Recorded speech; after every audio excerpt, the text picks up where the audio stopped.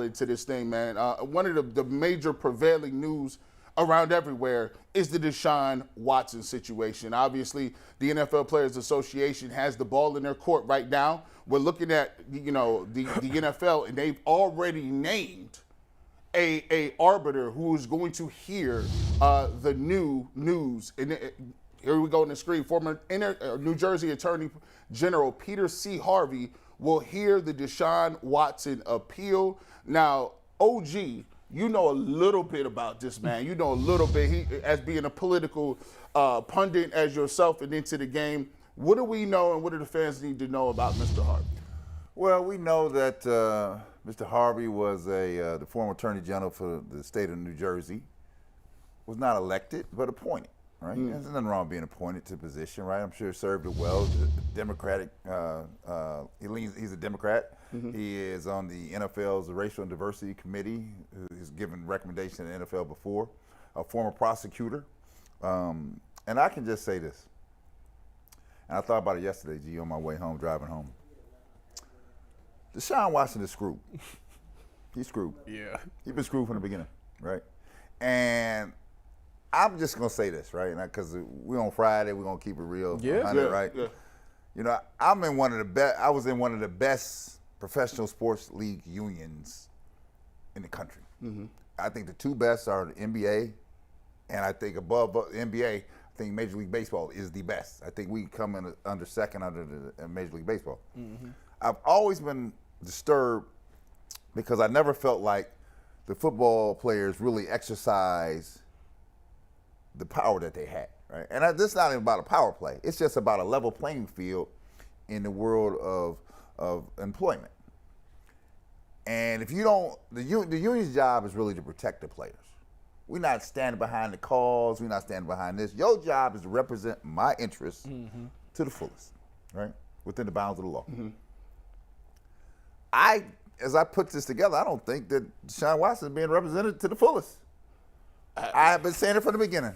I say if you go back to the beginning of the deal, there's no way I would have had a collective bargaining agreement where I ever agreed to the beginning to say that we're going to have an arbitrator come in, and if I don't like your decision, it's going to come back to me. Well, and I'm going to pick the people. Well, the thing about that is, so everybody's, I've seen it all on Twitter. Well, why would the players agree to such a deal like this? Well, I was so happened to be in the league at the time where they was doing this vote. And before the vote was cast and everything, all the OGs in the league was like, no, you say no, do not take this. They're not representing us right. This is not what we want. But DeMaurice Smith came out and said, he did a whole conference. The NFL, we feel like this is the right deal. This is the best deal we can get. They wanted some things that they got. We got some things in there that we got. If I was you guys, as y'all leading representation, I would sign this deal. So when the vote came, it comes through email. I still got the email. Wow. Comes through email. Wow. Everybody single-handedly, everybody that's a part of a team votes on it. I did what the OGs told me because all leading up to it, they all said, save your money. Save your money this year because the lockout is going to happen. So save your money because once the lockout happens, you got to have some money to get through. If you don't, we can help you a little bit, but we just trust us. Just say no. Well, came time to it, and everybody ended up voting yes. And I can't for the life of me figure out why. Do you know how big of a lead that was? Hold on.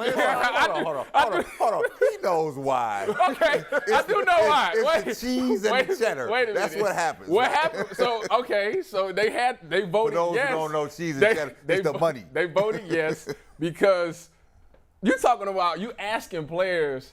Everybody's not smart with their money in the NFL. Let's just call it what it is. People blow money all the time. So that's not limited to sports. That's all over. True. So when the season come around, you looking for an undrafted guy like myself. My checks was anywhere from $15,000 to $20,000 a week.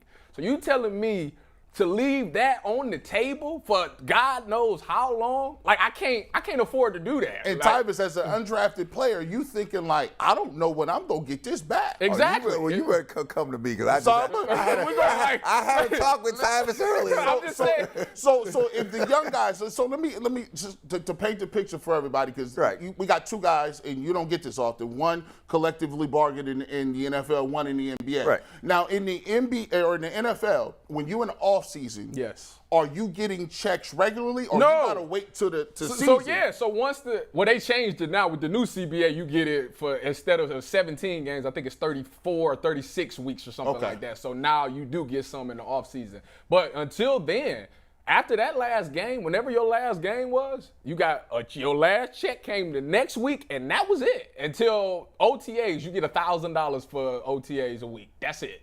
After OTAs, you get $0. You might get you do get your player performance check. Oh, okay. That comes in March. Oh, really? No, that's a nice check. If you played a lot as an undrafted, my check was like $18,000 in March. So that was good. But as far as the big money, that was it. Brad, what's the difference here with the NBA and the NFL, and what's the rationale? How did the NBA get to be a much bigger, or not want to say bigger, but how did it become more powerful? What along the way happened when you guys took back kind of that mantle? Well, so this is aside from Deshaun Watson, and we'll get back to that. We just tied it in. I want to tie it together. So here it is. One of the problems as it appears to me, one of the problems with the Football Players Association is they don't get the guaranteed money.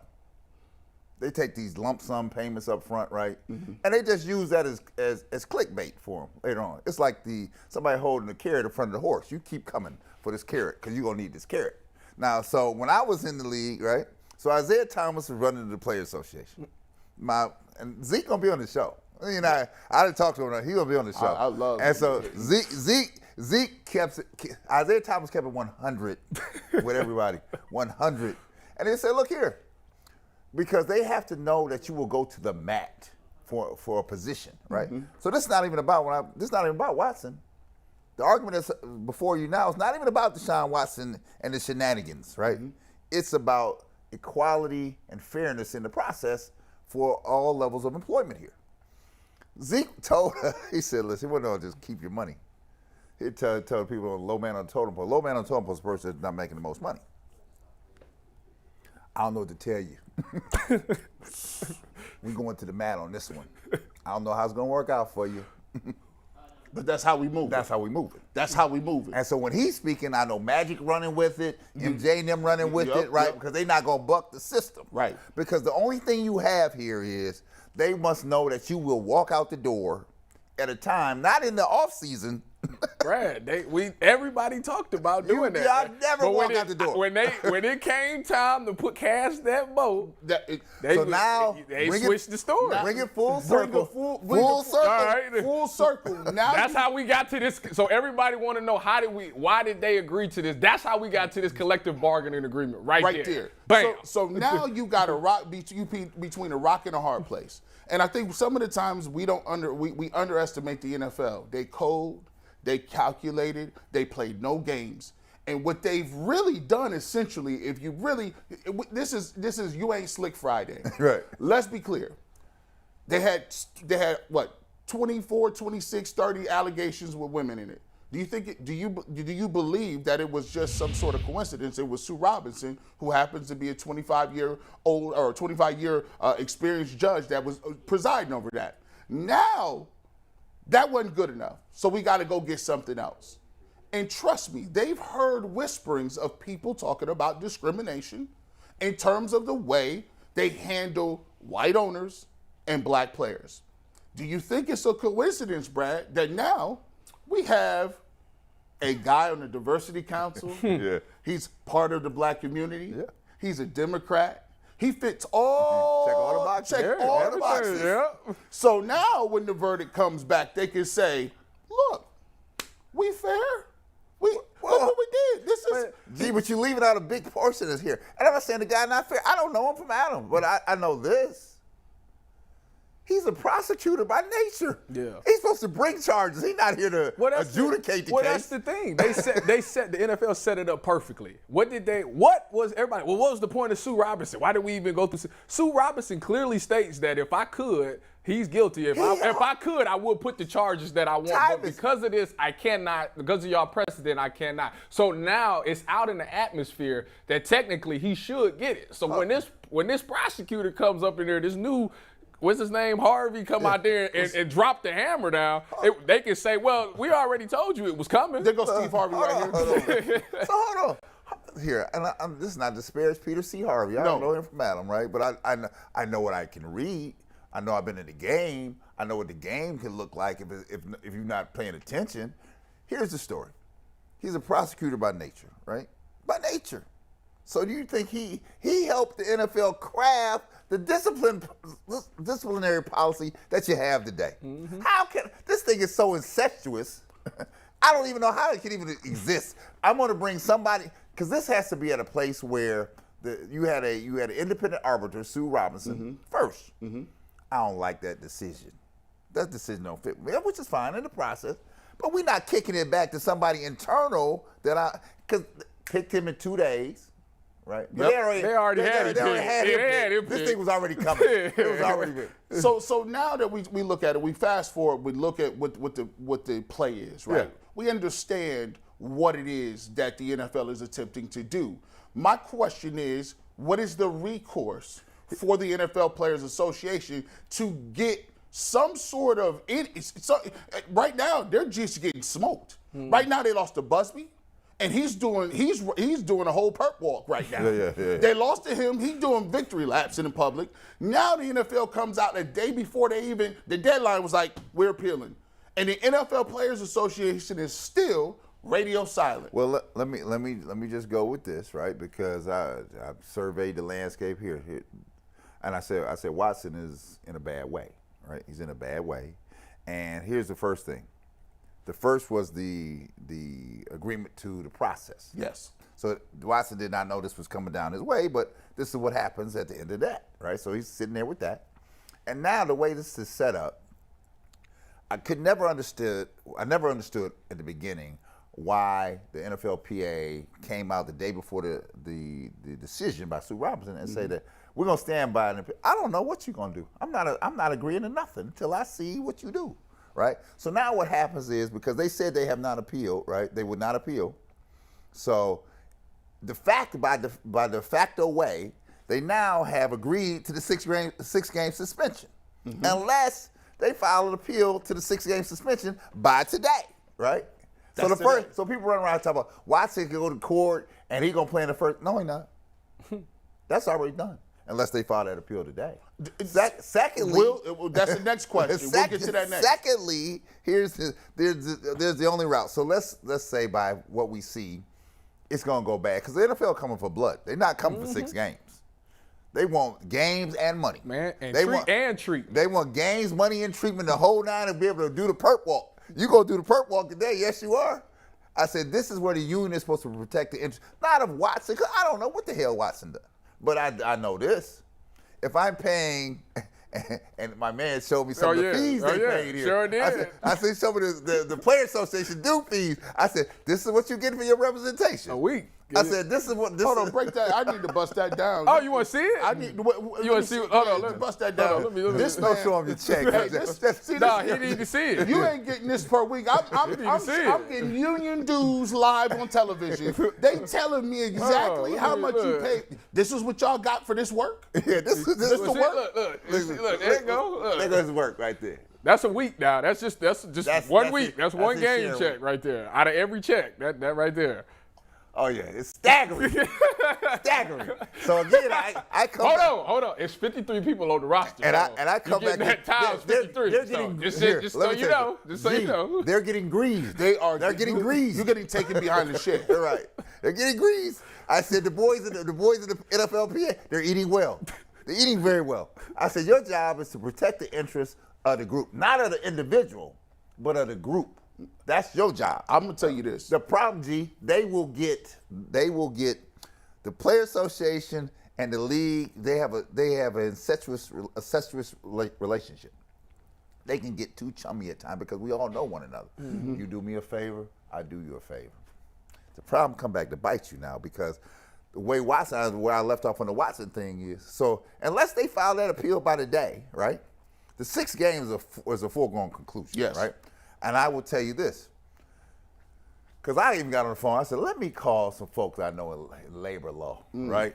And because it disturbed me. I'm putting all of this together now. Mm-hmm. They said Watson got 2 chances. 2.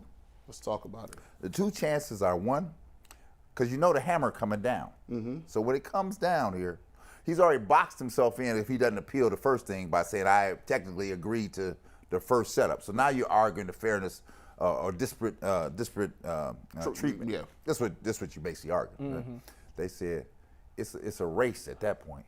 The NFLPA better be racing to Delaware to file that case in Delaware. They said there's 2 things. You either file it in Delaware, and then or you try to figure out how to get it to Cleveland. I said that's the only place you can go. I said what you better not do is let it go to New York. If it's in New York, I looked it up, and you look at, and just to be clear, I dropped a video yesterday, and when you said he's in trouble, I looked head to toe, and one of the things that people don't know necessarily about appeals is that you have to go through enormous like gymnastics just to be able to appeal an arbiter's decision. Yeah. The collective bargaining agreement says that once the new Harvey comes in, he does the evaluation and he reviews it. Whatever he says is binding and legal. No new information will be brought to. And you, generally speaking, less than 20% of arbitration rulings or awards are ever even overturned. So why do you think it is that if you're paying attention to this, why do you think it is that in every statement that NFL has released in the last 48 hours, they put that last clause in there about this ruling is binding? Yep. And they want you to know this, right? And so my folks say, you got to get to Delaware. They said, why? I said, why you got to get to Delaware? Yeah, why I said, Delaware? because Delaware is a little bit more liberal about the thing, right? About how they adjudicate things. And the other case is this. Sue Robinson from Delaware. The people that would hear this are probably friends of Sue Robinson. Wow. They're not going to let her be undermined here, right? That's a very great So point. it better, I said so. But the case for the NFLPA is you have to be willing to go to the mat. That means the mat is, you have to be willing to go to the mat on this thing. Are they willing to, I've been asking for a week. Are you willing to go to the mat? You know what the mat is? The mat is, I'm going to just be honest with you. In the words of Johnny Cochran, if it don't fit, you must have quit. I'm going to be honest with you. See, the only part the league has, and I hope y'all watching, I've been talking, he says, what is the mat, what is the hammer? The hammer is a class action lawsuit for discriminatory actions and practices, not just in punishments. I can give you 5 prongs in which the NFL has showed an egregious a thought process about African-American quarterbacks, about African-American coaches, about African-American process. Let's just go to 1. Flores is already in court, discrimination against hiring practice because of the Rooney Rule, right? He's already there. He's already said if we take a look at the combination of all of the head coaching jobs in college and professional football, less than 10% of them go to black coaches. But 70% of the people that are playing the game are there. So where's the disconnect between 70% and 10%? Also, Colin Kaepernick, by the way, he won a case on collusion. Do you know how difficult it is to win a collusion case? You have to have a literal smoking gun, which means emails corroborating, text messages corroborating, phone records corroborating. The NFL settled with him before the discovery process. I'm pretty sure you can get some emails. I'm pretty sure you have some owners on record stating that they were colluding. We can go to 3. Every year at the Combine, how many times do we hear owners and general managers asking black players, do you have 2 testicles? Is your mother gay? Would you prefer to shoot or stab somebody if you had a weapon? Off the chart questions to questions that if you was in a regular job, you would get sued the pants off of you. Asking questions to a potential employee. Protected class. What's your sexual orientation? Okay, and that's on record. And then finally, which is the most damning of it, is you've been discriminating against black athletes, former black athletes, when it comes to the CTE concussion funding. Over 50,000 cases and grievances were filed against the NFL based on the fact that they assumed that black people were less cognitively aware or cognitively gifted, or basically in layman's terms, they just weren't smart as white players. They've agreed to it. So you got practices, you now have punishments, you have hiring. This is not just a one-part program. This is systematic. And the only way this goes down is if the Players Association decides that they don't want to be buddy-buddy no more and actually start representing the people that they're getting paid. Because at this point, DeMaurice Smith is cashing checks. Because this is not our son type. This is not about Deshaun Watson. No. I ain't hit you about wagging to Deshaun Watson. I don't know what happened. But I'm going to tell you what, though. If I saw that money you paying as a fee, oh no, you're gonna represent my interests. Yes, you are. Yeah, that's what your job is. Because your job is to keep it level here. Yes. To keep it close, right? And the way this is set up, if anybody who got two eyes, a good vision, 20/20 vision, you be 20/40 vision, 20. He on the road to a pathway here that is. Tyvis, you are a prospective player, young player, still 27, 28, you young, like you always say. Yeah. When we look at this, one of the scariest parts about this decision is it's not so much necessarily about Deshaun Watson. It's about the process. And I think we've all done a good job of talking process. I think that's why we need to really break that down, because a lot of people don't understand that it's not Deshaun Watson. It's not what he did. Like, yeah, if Sue Robinson even said that he was guilty of some things, then we get that.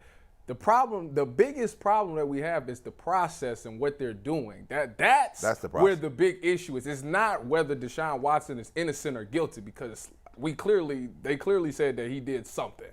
It's the whole process to how they went out and got this orbiter by Judge Sue L. Robinson. Said, no, we don't like, since we don't, that ain't the decision that we want, we throwing that out, we going to get a guy that we get to pick. That's where the problem is, that we having this issue. The problem is y'all agreed to it. That's the problem. Y'all agreed to do that. I want to put me on record. Put the camera on me. You're the other side. I want the world to. I voted no. There you go. No. There you my go, OGs advised me, and I said, you know what? I'm riding to die with my OGs because y'all know more than me. No. Tyvis Powell voted no. Don't do it. I think and this is the biggest part for me. When I look at it, there's a lot of people who believe, oh, you're not holding the owners and the players to the same level. Yeah, I can't get that.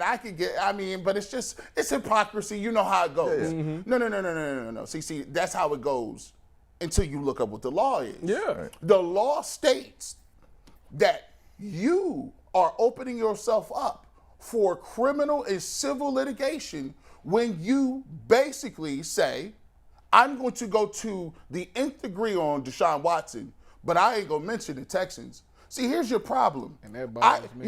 This is your problem. We have not, all them people, I would have asked you a question. You ain't said one word about the Texans, and you refuse. They skip over it like you didn't hear anything. They settled it, and it went straight out the window. They had training camp, right? That's not hypocrisy. That's a breach of contract. If the ownership is listed in the collective bargaining agreement, that is a binding contract. If you do not have the same standards for both sides, then you're in breach of contract. If you are in breach of contract, I can then go to a court and say, I'll prove to you. Desperate treatment. Based on desperate treatment and discrimination, because I want to do this. Because my case is this. What I would like to do is, I would like to look at